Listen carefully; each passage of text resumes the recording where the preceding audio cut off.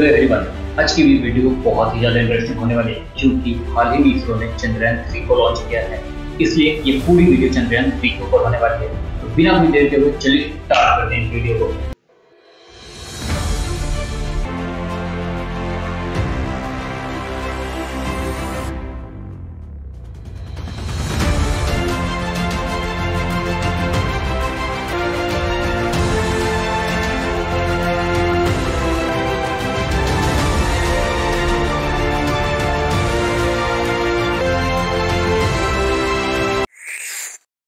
बहुत कम लोग जानते हैं कि अमेरिका से पहले यूएसएसआर लूना 2 के साथ चांद पर पहुंचा था, वो भी अपोलो 11 मिशन से 11 साल पहले यानी कि 1559 में। ऑफ कोर्स रसिया ने कभी भी इंसानों को मून पे नहीं भेजा है, पर चांद पे पहुंचने वाले वो पहले थे। मून पे सॉफ्ट लैंडिंग करना बहुत ही मुश्किल है। पूरी वर्ल्ड में 77 गवर्नमेंट एजेंसीज है, इनमें से सिर्फ 11 कंट्रियों ने मून मिशन कंप्लीट किया है। बट सिर्फ 3 कंट्री अमेरिका, रसिया और चाइना ही ऐसी कंट्री है जो अब तक लूनार सरफेस पे सॉफ्ट लैंडिंग कर पाए हैं। और चंद्रयान 3 के सक्सेस के बाद इंडिया चौथी ऐसी कंट्री बनेगा जो कि मून पे सॉफ्ट लैंडिंग कर पाएगा। सॉफ्ट लैंडिंग का मतलब है सेफ लैंडिंग, यानी कि लैंडिंग के बाद स्पेसक्राफ्ट सेफ हो, उसे कोई नुकसान न पहुंचा हो।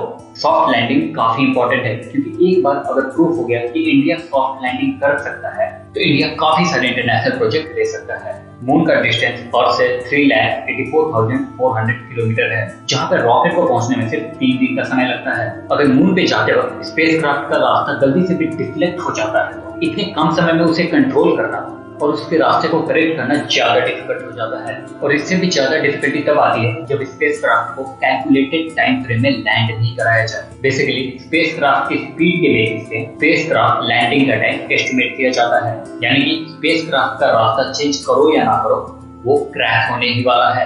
यहीं पे खेल खत्म नहीं होता।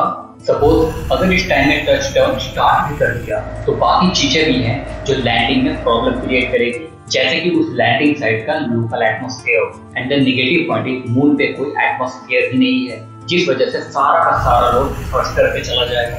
और यही थ्रस्टर लैंडिंग के टाइम पे प्रॉब्लम क्रिएट करते हैं क्योंकि ये पावरफुल थ्रस्टर लूनार सरफेस पे लैंड करने की कोशिश करते हैं। उससे मून की लॉस पोल का उड़कर डेलीगेट सेंसर में इंटर होने का खतरा बढ़ जाता है, जो कि मिशन पे पानी फेर सकता है।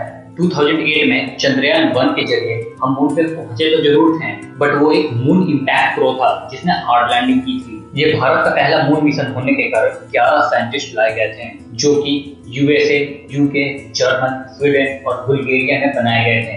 ये मिशन तकरीबन 2 साल का होने वाला था।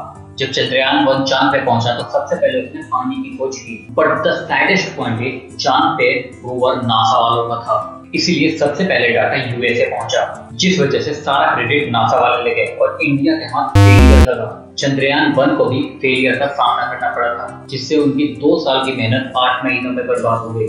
एवेंजर मूवी के आधे बजट से भी कम में बने चंद्रयान 2 को जब 2019 में चांद पे भेजा गया तो विक्रम रोवर से कनेक्शन टूटने की वजह से चंद्रयान 2 का मिशन फेल हो गया। पिछली बार चंद्रयान 2 की लैंडिंग जिस एरिया में कराई थी वो एरिया था साउथ पोल। मून के साउथ पोल पे बहुत ज्यादा क्रेचर्स, वैलीज और माउंटेन्स हैं। सो लैंडिंग के वक्त एक स्वीट स्पॉट टारगेट करना और फिर एक्यूरेटली उसी स्वीट स्पॉट पर लैंडर को अर्थ से कंट्रोल करके लैंड कराना, ये बहुत ही डिफिकल्ट काम है। 4 साल पहले चंद्रयान 2 का भी मेन ऑब्जेक्टिव यही था, चांद पे सॉफ्ट लैंडिंग करें। यहाँ तक कि चंद्रयान 2 का लॉन्च सक्सेसफुल भी हुआ था। इनफैक्ट चंद्रयान 2 ने अर्थ से मून तक की 3,84,400 की डिस्टेंस कंप्लीट भी की थी, बट लैंड करते समय सरफेस से सिर्फ आधे किलोमीटर दूर होने के बावजूद एक सॉफ्टवेयर ग्लिच की वजह से हम लैंड नहीं कर पाए। प्लान ये था कि विक्रम रोवर 14 दिनों तक मून के सरफेस पे स्टडी करेगा और हम तक इंफॉर्मेशन पहुंचाएगा, लेकिन कम्युनिकेशन डिवाइस फेल होने की वजह से मिशन अधूरा रह गया। इंडिया ने कनेक्शन को बरकरार और डाटा को सेफ रखने के लिए इंडियन डीप स्पेस नेटवर्क का निर्माण किया है, ताकि वो गलती दोबारा न रिपीट हो जो चंद्रयान 1 के टाइम पे हुआ था। 14 जुलाई 2023 को इसरो ने 2:35 PM में सतीश धवन स्पेस सेंटर से चंद्रयान 3 को लॉन्च किया है।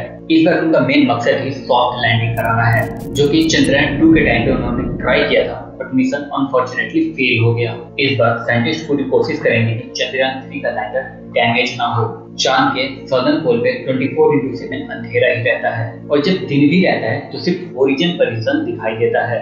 जिसकी वजह से माउंटेन और क्रिएचर के पीछे छुपे कुछ एरिया ने तो मून के फॉर्मेशन से लेके अब तक सन देखा ही नहीं है। अब ऐसे में लैंडर के सोलर पैनल कैसे काम करेंगे? बस इन्हीं सब वजह से लूनार सॉफ्ट लैंडिंग फेल हो जाता है। चंद्रयान 3 ने इसी प्रॉब्लम को सॉल्व करने के लिए एक स्ट्रेटेजी अपनाई है, जिसमें इस बार सॉफ्ट लैंडिंग में प्रॉब्लम आने के चांसेस ना के बराबर है। उन्होंने सॉफ्ट लैंडिंग के लैंडर के लिए एक ऐसा सरफेस ढूंढा है जहाँ ना तो क्रिएचर है, ना ही माउंटेन है और ना ही ड्रास्टिकली इवेंट टेम्परेचर। चंद्रयान 3 अर्थ से निकलने के बाद अर्थ के 5 बार चक्कर काटते हुए अपनी ऑर्बिट रेज करेगा, जिससे वो एक ऑप्टिमल स्पीड तक पहुंच जाए, जिससे वो मून की तरह किसी स्लिंग शॉट की तरह उड़ जाए, जिससे चंद्रयान 3 के इनिशियल फेज में ज्यादा फ्यूल यूज नहीं होगा और यही फ्यूल लैंडिंग के वक्त इस्तेमाल किया जाएगा। लैंडिंग के वक्त भी इसरो डायरेक्टली लूनार सरफेस पे लैंड नहीं करवाएगा, क्योंकि इससे थ्रस्टर्स की वजह से बहुत ज्यादा धूल उड़ सकता है, जिससे सेंसर खराब हो सकता है। चंद्रयान 3 अपने लैंडिंग स्पीड को घटाने और लैंडिंग साइट को एक बार प्रॉपर्ली डिटेक्ट करने के लिए मून का एक और चक्कर लगाएगा। इस चक्कर की वजह से चंद्रयान 3 का स्पीड कुछ हद तक कम होगा और फिर वो सॉफ्ट लैंडिंग करने में सक्सेस हो पाएगा। चंद्रयान 3 इस बार मून की जांच अपने रोवर से करने वाला है, ना कि अपने लैंडर से। इस बार लैंडर धूप में खड़ा रहेगा ताकि लैंडर में लगा हुआ सोलर प्लेट चार्ज होते रहें और रोवर, जिसमें कि 6 व्हील लगे हुए हैं, वो मून पे घूम के डाटा कलेक्ट करेगा। उस डाटा को वो लैंडर तक भेजेगा और फिर लैंडर उस डाटा को अर्थ पे इंडियन डीप स्पेस नेटवर्क तक पहुंचाएगा और फिर यहाँ से डाटा ऑटोमेटिकली इसरो तक पहुंच जाएगा। चंद्रयान 3 में ऑर्बिट नहीं है जो मून को रिवॉल्व करके स्कैन करे, क्योंकि चंद्रयान 2 का ऑर्बिटर हमारे लिए ये टास्क ऑलरेडी कर रहा है। चंद्रयान 2 का बजट 608 करोड़ था और चंद्रयान 3 का बजट 615 करोड़ है। अर्थ की तरह ही चांद पे भी पानी का खोज हो चुका है। स्पेक्ट्रोस्कोपिक डिवाइस के जरिए इंडिया को ये पता चला कि चांद के साउथ पोल के हिस्से में वाटर की संभावना है, जो कि चांद के टेम्परेचर की वजह से बर्फ में जमा हुआ है। अगर इस बार इंडिया चांद पे पानी का एग्जैक्ट पता लगाता है तो इससे ये भी पता चल जाएगा कि अर्थ पे पानी का निर्माण कैसे हुआ था। अगर इंडिया चांद के साउथ पोल के मैग्नेटिक शक्तियों तक पहुंचता है तो उस मैग्नेटिक फील्ड से ये पता चल जाएगा कि चांद का जन्म कैसे हुआ, क्योंकि अकॉर्डिंग टू आज से तकरीबन 4.5 बिलियन ईयर्स पहले थिया नामक एक प्लैनेट, जो कि अर्थ की तरह ही हमारे सोलर सिस्टम का एक प्लैनेट था, वो अर्थ से टकरा गया था। उसके टकराने की वजह से थिया प्लैनेट का एक बड़ा हिस्सा टूट के उससे अलग हो गया था, जिससे चांद का जन्म हुआ।